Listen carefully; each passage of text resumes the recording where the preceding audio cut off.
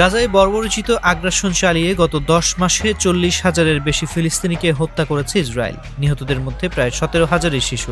পরিসংখ্যান বলছে গাজার 2.6% শিশুই এখন মৃত।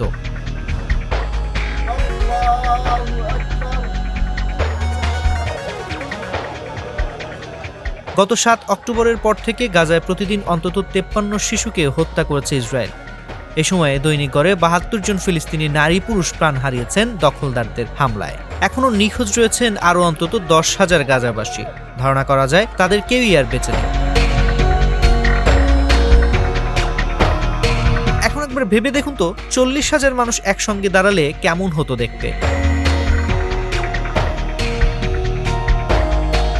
নিউ ইয়র্ক সিটির ম্যাডিসন স্কয়ার গার্ডেন যুক্তরাষ্ট্রের একটি ঐতিহ্যবাহী ইনডোর অ্যারেনা।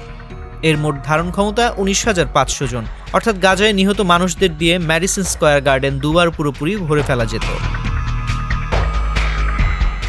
প্যারিসে যদি 40,000 মানুষ একে অপরের সঙ্গে গা ঘেঁষে দাঁড়িয়ে থাকে, তাহলে প্রথম ব্যক্তি নটরডেমে এবং শেষ ব্যক্তিটি থাকবে ভার্সাইতে। আর লাইনটি হবে 24 কিলোমিটার দীর্ঘ।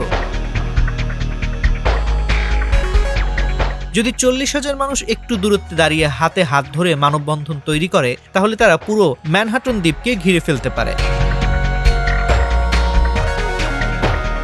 ঘন্টায় 5 কিলোমিটার বেগে হাঁটলে সেই মানববন্ধনের শুরু থেকে শেষ পর্যন্ত যেতে একজন মানুষের অন্তত 12 ঘন্টা সময় লাগবে।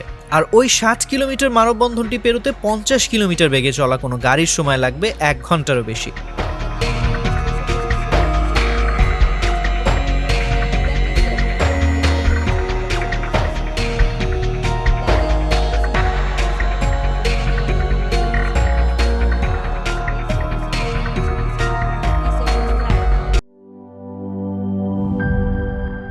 আরএফএল ওয়্যার ড্রপ, এতে ব্যবহৃত ইনসেক্টস রিপেলেন্ট মাস্টার প্যাচ পোকামাকড় থেকে কাপড়কে রাখে সম্পূর্ণ সুরক্ষিত।